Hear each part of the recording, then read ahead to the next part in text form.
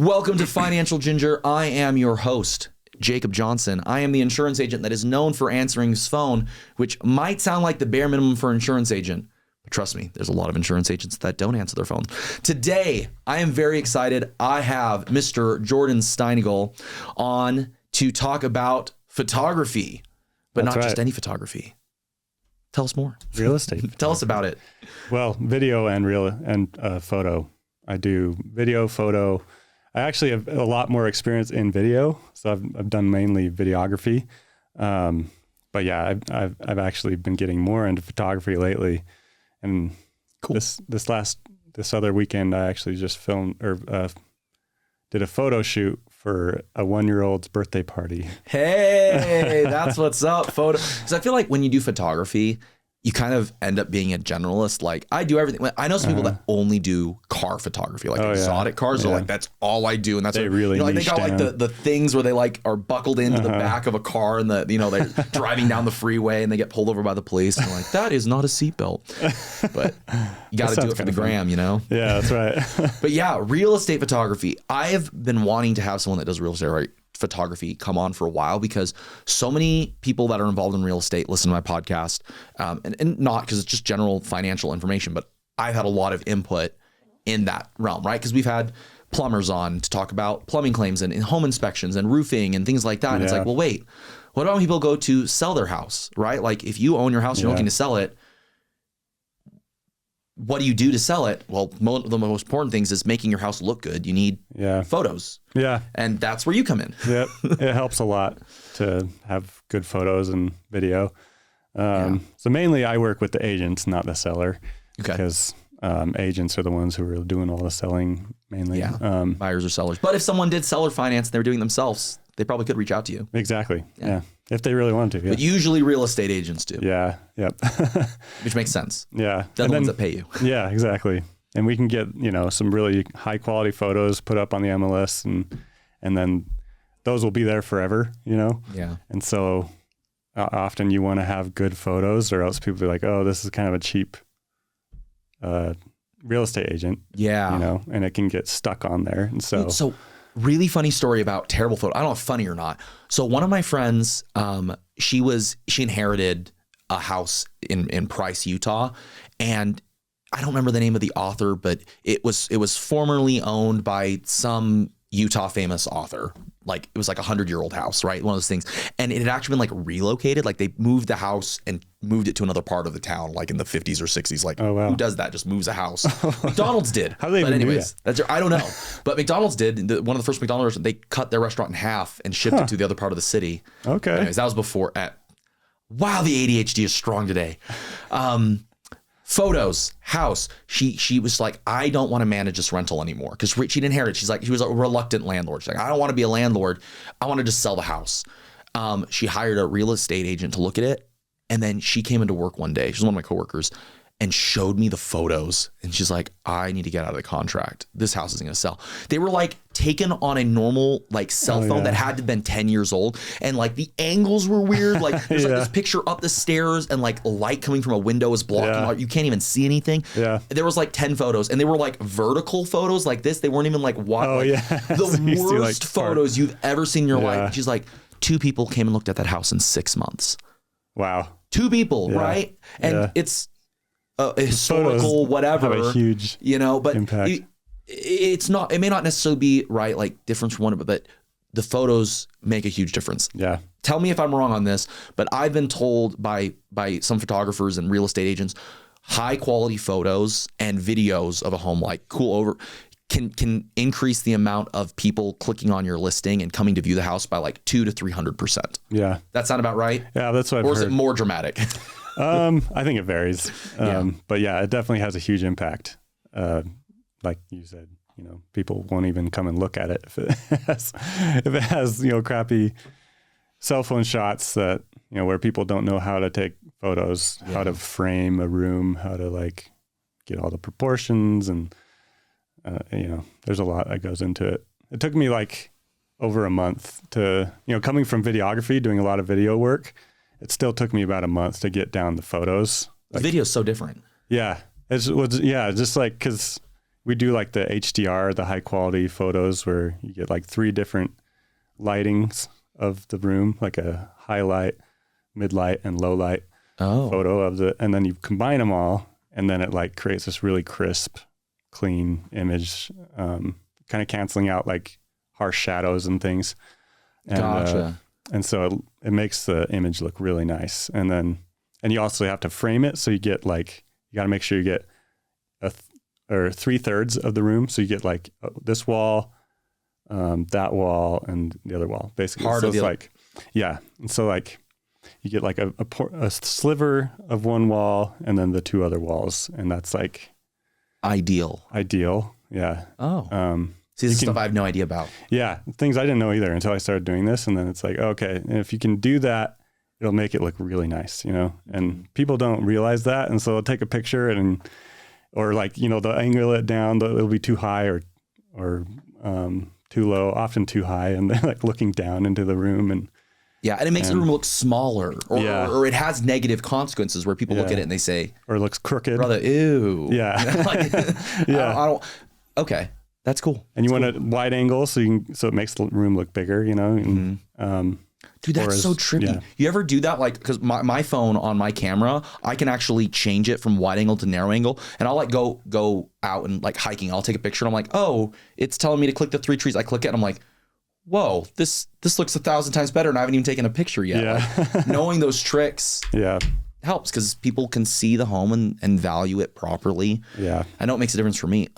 What do people like need to make sure they're getting photos of for their listing? Like, are things commonly missed? Like, as an insurance agent, I'm constantly looking at photos because when people call me for an insurance quote, right, and I'm asking what's the square footage of the home? Okay, they might have that on the MLS, but if they don't have photos, it's like, is the basement finished? How much of it's finished, right? Like, how many laundry rooms does it have? How many bedrooms? How many bathrooms? Well, all this stuff. A lot of people don't know that, so I'm figuring it out myself by looking at real estate photos. And if they're not there, I have to go back and say, hey, I need a picture of the mechanical closet because I need to know if you have a water heater or a tankless or whatever. Like, I don't know. What are the most important things people to make sure they get photos of when they're trying to sell their house? Yeah. Mainly the nicest looking areas. You know, agents are always wanting us to get like the really nice spots, you know, especially if they have a nice view or you got that fireplace. Yeah, exactly. And also sometimes community highlights. So if they have like a nice park nearby or a big store area or something. Pickleball court. A pickleball court, exactly. Or a dog run. I've actually seen that on photos where like they'll have like a picture of the local like water park. Huh. Or I'll see a picture of like 7 peaks and it's like, oh, this house is a half mile away. I'm like, that's a bit stretched. But people think about that. I'm like, oh, this is close to that. But sometimes you can get a drone shot of the house with that in the background. So it's like, oh, here's the house. And look, it's close by, you know, to 7 peaks or whatever. I love drone shots of houses. Like when you see the high level overview, or I love when they take the drone shot and they like put a red outline on the property line so you can see exactly like this is the land. And you're like, whoa, they've got a huge backyard and there's fruit trees in the backyard and all, like that excites me. I think those are the nicest ones where they put the line in there so you know where to highlight. The hard part is when I'm taking the photos and I have no idea where the line is. Well, the real estate agent should help you with that. They should. They usually do. Not always though. Should be a better agent. No, I'm just kidding. Please. That's cool. Yeah. Wow. Okay. What else? What other tricks should people know about photography? Or the real answer is they should just go to you, but don't do it yourself. That's the one thing I do want to emphasize. If you're listening to this, don't do the photography yourself. Unless you're willing to go through a month or 2 of training. Yeah, it's just not worth it. Yeah. Well, get the house ready. So clean it up. That's Make important. sure it's, you know, get rid of trash, hide your dog bowls, close the toilet seats, hide the trash cans. Yeah. Well, I know some blinds. real estate agents, especially if you're lucky enough to be able to have the family have already moved out, so it is vacant. Oh yeah. Like they'll get a professional stager to come in and like move furniture around or bring in their own furniture to like make it look a certain way. Yeah. My favorite is when it's staged. Those look the best. Like staged homes look so nice. And then I also love when no one's there. Yeah. So like when the people vacate or they just, you know, they go somewhere for an hour while the photographer comes and takes pictures. That's always really nice because then you don't have to like tell people, hey, I need you to move. And they're just like constantly in the way. Oh, that sounds terrible. Yeah. It happens quite a bit. You ever been attacked by a dog or anything like that, or a ferocious kitten? No, not yet. I've had them bark a lot, but yeah. Thankfully, nice. those don't show up in the picture. No. Loud barks. Yeah. We'll Photoshop those out too. If they have like a kennel and, and we can't move it, then that's cool. Usually Photoshop them. In 2026, is having drone footage vital, or does it help to have, like, how does it help? Or do you know what sort of value that adds or sellability to a property? I think I don't personally sell the homes, so makes sense. I don't know a lot about it, but I do know a lot of agents order the aerials. Most do. Like if they're going to get photos or video, it's almost always they also want drone. Makes sense. I think it just adds another perspective. You can see the roof, which from the ground, you can't really see the roof. And so you can get a good quality shot of the roof and be like, okay, the shingles all look intact. And, Yeah, that actually is really important from an insurance perspective. Oh, yeah. Especially, so since the August, and I apologize, people that have listened to my podcast for a while, I've talked about this a million times. August 2024, those hailstorms that happened, over $1 billion in claims. Biggest insurance event in the history of Utah. Yeah. And it changed the way insurance companies look at roof insurance. Really? Yeah. So a lot of companies raise prices. They either raise the prices, or like if your roof's over 15 years old, they won't take you on as a new client. Okay. Or 20 years old. Depends on the carrier. Every carrier is different. Or if your roof's a certain age, they just won't offer you new insurance. They'll be like, if you already had insurance for years, we'll keep you, but we don't want to write. So sometimes when people are buying properties or selling properties, looking at the roof quality, you can use those images to send to an underwriter that's saying, we don't like your roof. If we can show photos that you've taken or a drone footage showing, look, this property's in great shape, the roof's in great condition. Yeah. You might get an exception, which otherwise may have been a no for insurance. And that might be the difference between buying the property or not. Because if the roof's right, like if you can't get insurance on it, or if you have to go with someone else that's double the price, it's like, it's not worth dealing with that hassle. Yeah. Or a lot of real estate agents love the photos because they can use that as a negotiating chip. They'll say, hey, the roof has some problems.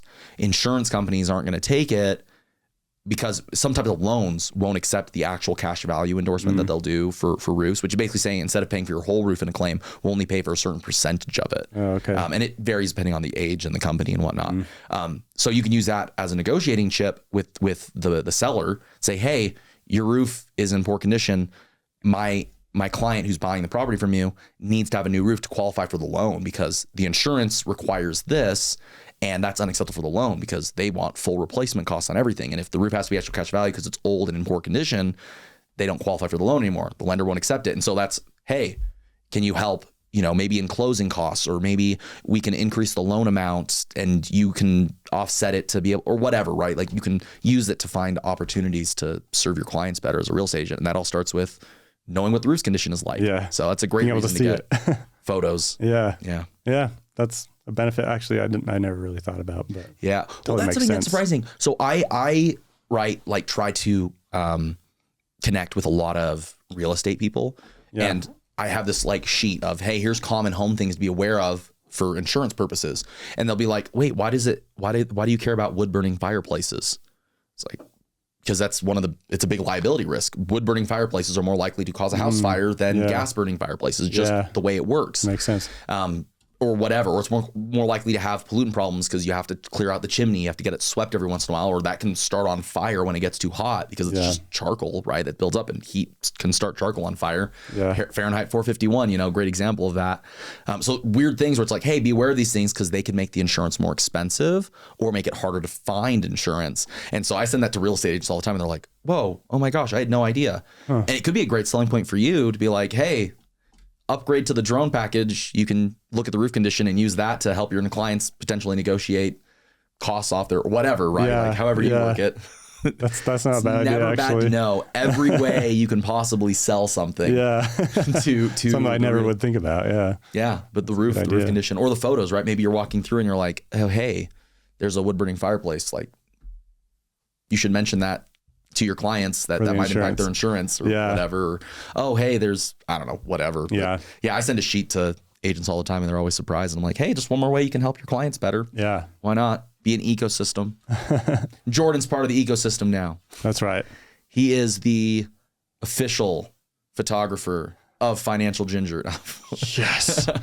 Recommendation ways. I actually don't know a lot of people that do real estate photography. Like it's the only ones I know really are you and your brother. Yeah. You know, that do it. You said you've been in drones for a while and you got into photography more recently. What, I suppose I'm trying to ask about your business and the businesses you're starting and whatnot. Like, how can people find you? What sort of things do you do? Yeah. I mean, I do a kind of a broad range. I mean, right now I'm mainly focusing on real estate, but I also do like weddings and birthdays, events, you know, all kinds of, you know, business video. If you need like a commercial shot, I'd love to help with that.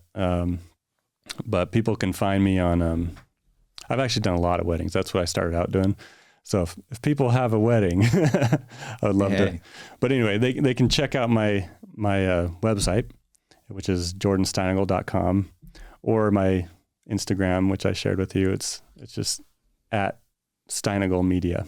Okay. So sweet. Hopefully you can share the spelling of that. I'll put it all in the description. Check the description of the podcast episode. I always put the links to those that I interview, their websites, social medias, whatever you want me to put there, I'll share. Okay. Yeah, you sent that link to me with that little bio. Yeah. Which will be really helpful for people listening in on. Trying to think what I should be asking you. Because I don't know enough about photography to know what I should be asking you. Yeah. Like I feel like I'm kind of a generalist where like I know a little bit about everything. Yeah. But photography is one of those, I don't know, like my dad was a photographer. Yeah. He used to do like all sorts of sports events at BYU. Like he did wrestling and stuff like that. And it's hard to get a good photograph of a wrestling event because it always looks weird no matter when you take a photo. Yeah. Right. There's either a butt in someone's face or they're like laying on top of them and there's like arms everywhere and like, it always looks bad. every wrestling photo I think I've ever seen always looks poor. And it's not because it's hard to get. It's not because like the photography's bad. It's because it's just an awkward entanglement. They're just pretzels on the ground. Exactly. A mass of color and sweat. So I know a little about that, and I actually helped him with one wedding when I was younger. Okay. One of our friends, their like photographer, kind of like fell through like a couple days before, and they were oh no, we need someone. I was like, I can do it. And then I came along and brought his extra camera because my dad used to be really into photography. Yeah. What changed? He had 6 kids. Oh, okay. And he got a business degree, and I don't know, kind of stopped. I think he kind of always thought of it as a hobby. Okay. Made a little bit of money from people, and then was like, oh, I can do that. And then it was, oh, I've got a couple of kids now, and I got this degree. I should be doing business. And anyways, that's actually what brought us to Utah. We moved here to open Home Depot. The one on 1600 North in Linden. My dad helped open that one, and he helped open the Provo one too. No way. So we moved from California. That was where we went. My dad he had a business doing like landscaping and fencing, building fences mainly, and that was where we got all our supplies. The Linden Home one Depot right here? Yeah. Yeah, it's a great store. Yeah. And then he ended up managing Toys R Us for a little while. Okay. The one that was on Main Street in Orem. Oh, no way. All the car dealerships, the road car dealerships. That was my favorite store as a kid. Oh, I love that Toys R Us.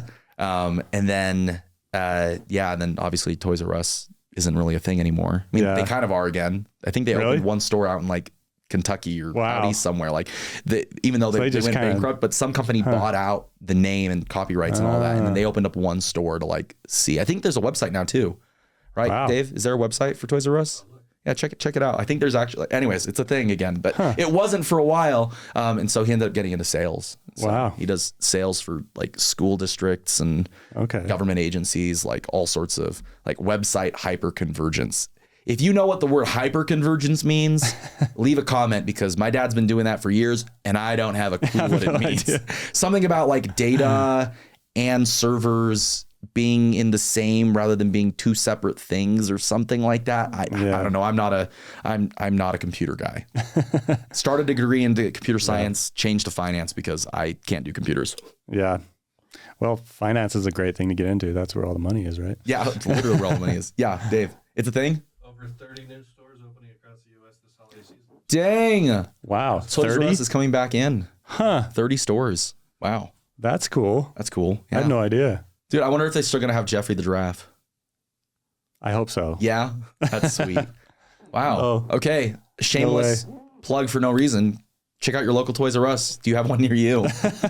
Hope they open one in Utah. They're not a sponsor, but no, they're not a sponsor. But Toys R Us sponsor me. I'm just kidding. That'd be the weirdest sponsor. It's like, this is a financial podcast. Toys R Us. That's cool. Well, cool. Well, this is good. Yeah, I like it. I mean, obviously, right? Real estate photography is relatively straightforward. You need a good photographer, knows what they're doing. Yeah. Drone footage is the new thing, I think. Yeah. Like I've been seeing it more and more. And dude, my wife and I are on Zillow all the time, and we'll just like be looking at houses. And I'm always sending her houses in like northern Alabama because you can get like 20 acres for the price of a normal house here in Utah. I'm not bitter. Maybe you are. If you're bitter about Utah's real estate prices, leave a comment. Yeah. Right. And I'm bitter. The one we're all bitter a little bit. Yeah.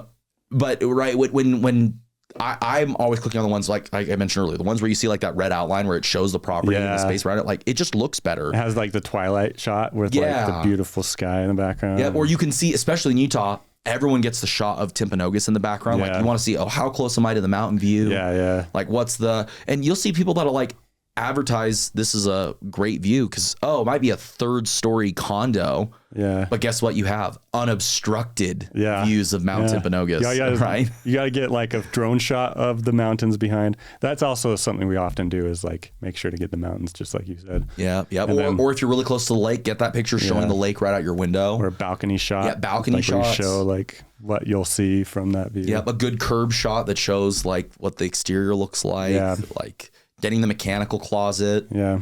I don't know. I just think it's important to have all of them. Or I'll see somewhere it's like, it says it has 6 bedrooms and there's only like 2 bedroom pictures. I'm like, I want to see what all the bedrooms look like. Like it's important. Like don't skimp out on me. I want to see this whole house. Yeah. And obviously they're probably trying to entice you to come and like do a walkthrough. Come look at it. Yeah. Nah, show me the whole thing. Get me that 360 camera walk through the house. Yeah. Or there's one real estate agent that I've seen recently that she does like little 1-minute long videos of houses that she's posted, like her own video on her own cell phone. So it's like not great, it's not professional, but it's kind of cool to be like, hey, here's the MLS listing. Here's my quick little walkthrough. I'm just going to talk about what I like about the house. Like that's kind of cool because it might not be as professional, but they've already gotten professional photography. But then they're seeing a little bit of a walkthrough and they're like, oh, you didn't quite show the kitchen the way I want to see. I have to go click on the listing and see it. Like video, get eyes on it. Video is another good way for agents to get traction. Like a lot of agents we work with. So you do photo and the drone footage and video walkthroughs. And video, so get it all. We do a lot of video. Yeah.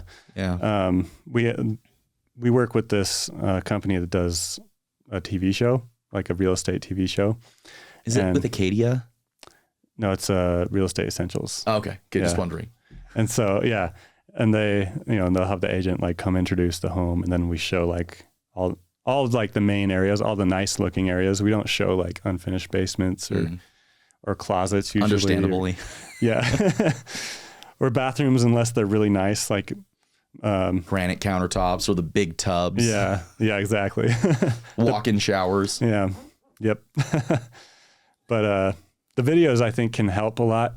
And I think it depends on your audience, because some audiences, they'll be like, oh, your video is like way too fast paced. We need like they prefer to see the slow moving, just kind of like more like a tour, through the home. And then other ones are like, the slow moving, boring, like the more younger generation, they want like the fast paced. And so like we'll do one and then put it up twice, one at normal speed and one at half speed. Exactly. Boom. Everyone's saved. Or normal slow speed and then double speed. Yeah. That's funny. We do both, and some agents get both. They'll do the social media one and like the horizontal video one, but it just depends on what people want.